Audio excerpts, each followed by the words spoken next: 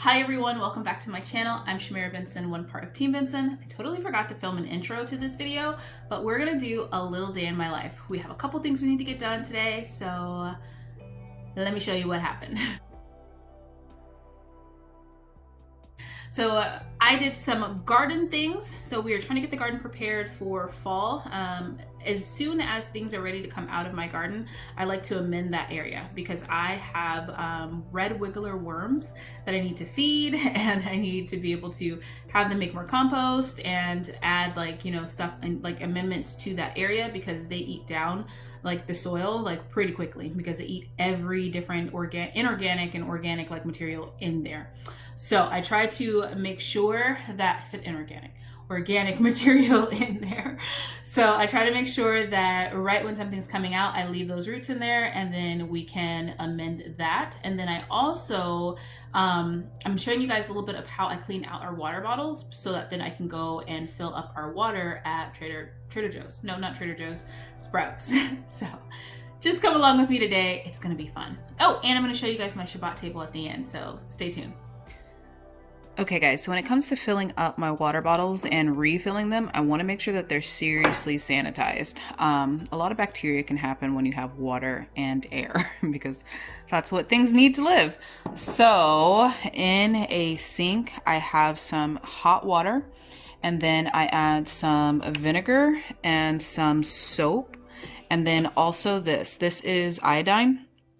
And it's something that we use when we are making our wine to sanitize our bottles, like our carboys, if I can say that.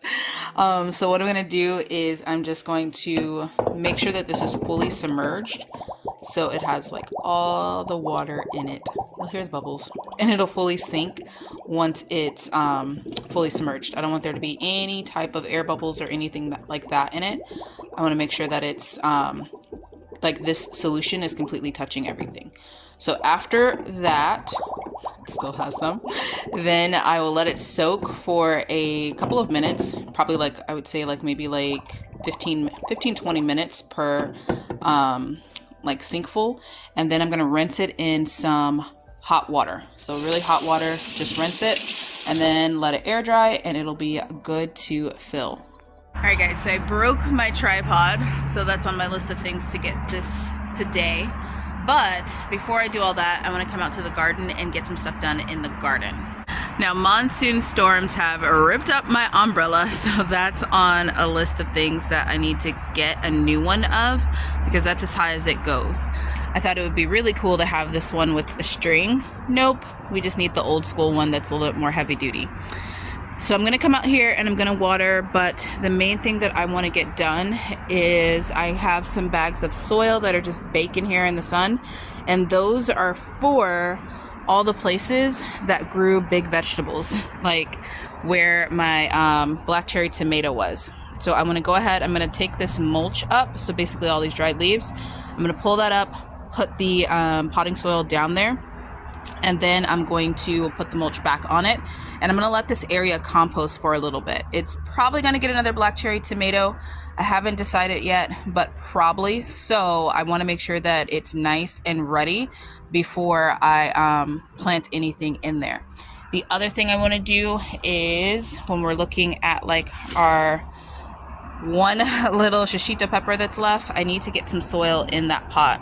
So I'm going to go ahead and fill that one, and then I think Diane over here, she's underneath there, so Serrano might need a little bit more soil too, and I might move Diane.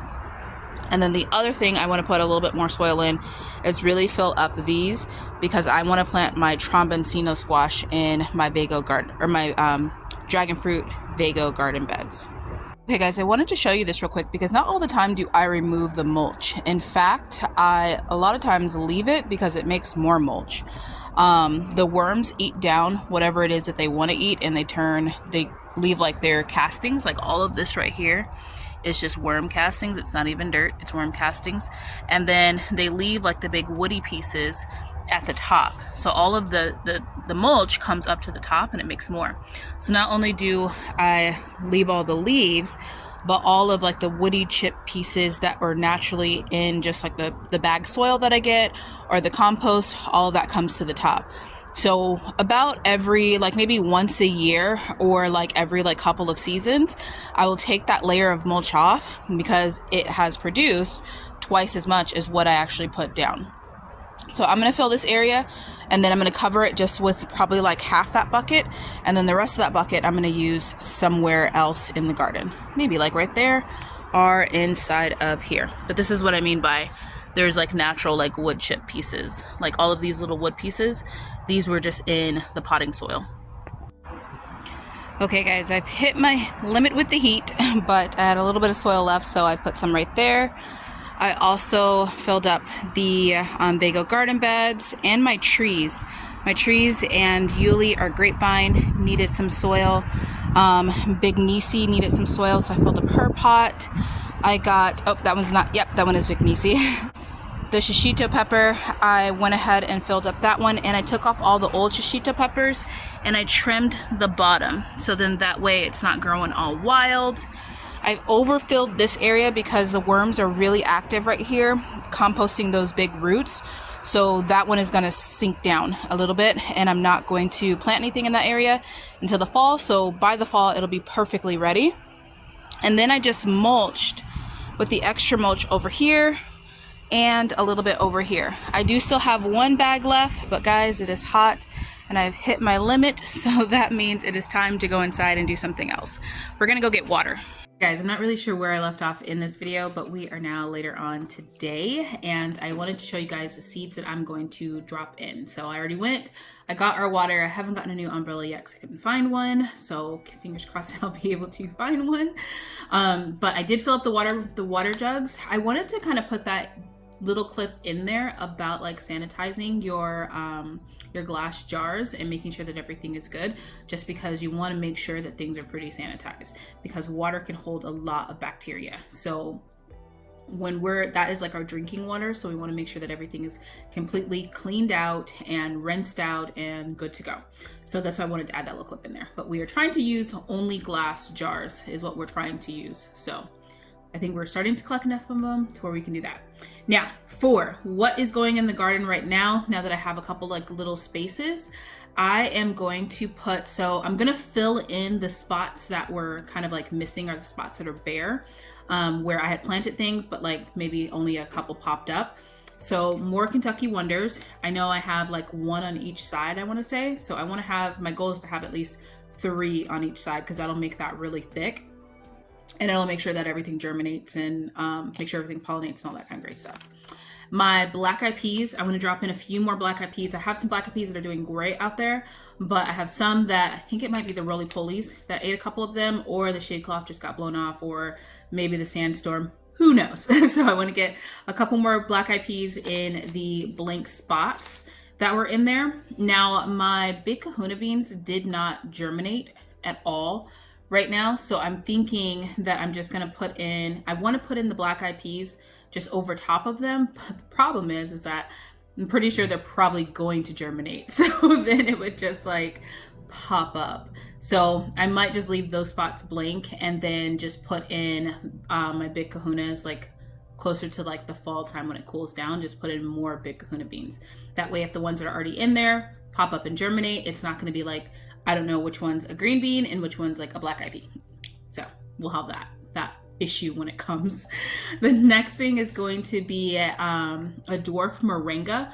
I want to start getting another tree going. So that's going to be the goal. The goal is going to be to keep planting trees, because now that we have the land, I can take those trees out there and get them planted and beautiful. So that's going to be the goal, is to keep planting them. And there are tons of desert trees that do well.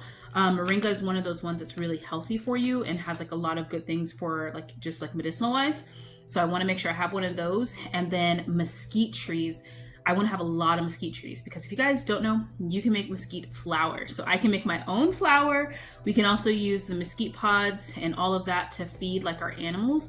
So like chickens and goats and different things, like the different animals like that, and ourselves. So not only would I, wouldn't have to have like half my land be like wheat to be able to feed like for like our bread and for like our animals, but we can also use the moringa trees. The moringa trees, they grow really, really tall. They provide the shade, and then they give you a ton of like moringa pods. Like, I'm so envious of people that have them here in Arizona, and I've always wanted them. And I have been grateful enough to be able to have some friends that let me get a little bit of their moringa pods so that then I can make flour with it. And it is really tasty, so I'm excited about that. And then my tromboncino squash, guys. As you guys know, I have been holding on to this thing to wait for the right time, the right place to put it in, because I want to grow this squash. Like, I really, really do. And I got these seeds in a seed swap, so I only have like a few of them. So I'm gonna try planting them, fingers crossed. And then I think I'm gonna plant some calendula too. I have a little spot where the corn is, where the onions were. So I think I'm just gonna drop a couple of those seeds in there and see if I can get some flowers going. And then I think I'm gonna put this Kajari melon where that early girl is. That early girl is completely dead and it's starting to let sun through. So I'm gonna have to maybe put like a shade cloth or something like that over it. So I think for right now, I'm gonna leave it there, plant the Kajari melon. When the Kajari melon sprouts, then I'll cut down the early girl and put like some shade cloth over it so it doesn't burn those provider beans and everything else that's over there. And then we'll just let the Kajari melon take over. And then hopefully I can have Kajari melon before it gets too cold in the fall. So that's the plan. That's what I'm gonna go out and plant. Now it is Thursday, so that means I have one more day for Shabbat. So I am going to put my table together for you guys, because I want to show you guys how you can put together your Shabbat table for everything that you get at the dollar store. So this is for my converts to Judaism. Now, I am a convert. Technically, yes, I have always been Jewish, but I am a convert to kind of like, I guess, like traditional Judaism is what we will say. Now, my husband is Ashkenazi, so that makes me Ashkenazi since I married him. And we separate our dishes. We separate meat and milk dishes. Now, this can end up being, it can feel like it can be expensive. So I'm gonna show you guys a cheap way to do it, because you don't have to buy like, you know, huge plate sets. You just need separate plates. Now for us, we have 5 sets of dishes, guys. I know that might seem excessive, but it works for us. We have our everyday milk and meat. We have a Shabbat milk and meat, and then we also have a Passover set. So I'm going to be putting up our Shabbat meat dishes because we are going to have meat on Friday. And yeah, I'm gonna show you guys what I got to make it pretty. Okay, so these are all the simple things that we have. I got this white tablecloth from Target. It was only like, I want to say like $5 or $10. And then those napkins were $1 each at Hobby Lobby. We have a Shabbat cover, or a challah cover that was given to us. And then we have just some rings that I found at Hobby Lobby for like 50 cents.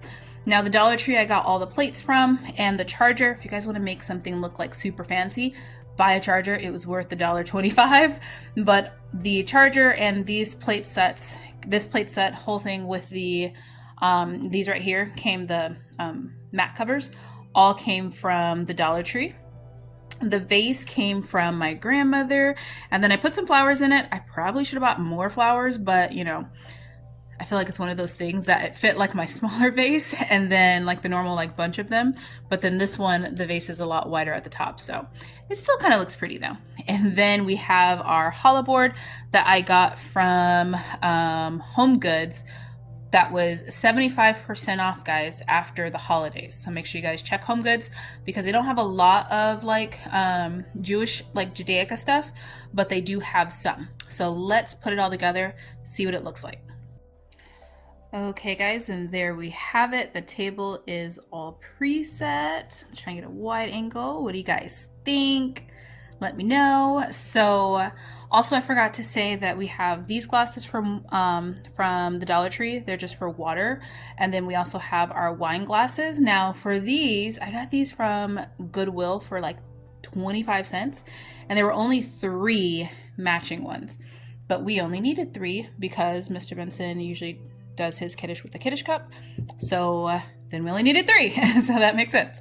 And then that's just something we had that keeps the bottle of wine cold.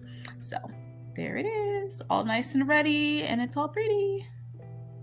All right guys, so that's it. I hope you guys enjoyed this little day in the life with me. I'm going to finish out the rest of my day and get some bread going. And yeah, just get ready for Shabbat and the weekend, because I don't know if you guys need Shabbat, but I need Shabbat. So I've been trying to get these videos out to you guys. I am like a week behind on getting videos just because of us going back and forth trying to get like our land together and different things like that. And it's about 2.5 hours from us. So it's something that on the days off that we have, we jump in the car and we go out there and we do something. So I hope that you guys are having fun with your gardens, getting ready for the fall or finishing up the summer. And yeah, make sure you guys are having a good time. But I think this video is going to play the following week because I do not have time to edit it before we leave. So if it's not posted on Friday or Thursday, early Shabbat Shalom. but this was filmed on a Thursday, so I guess Shabbat Shalom tomorrow. Yeah, you guys get it. I hope you guys have a great weekend. But until next time, grow yourselves a garden because even a small space can provide you with tons of food. Bye guys.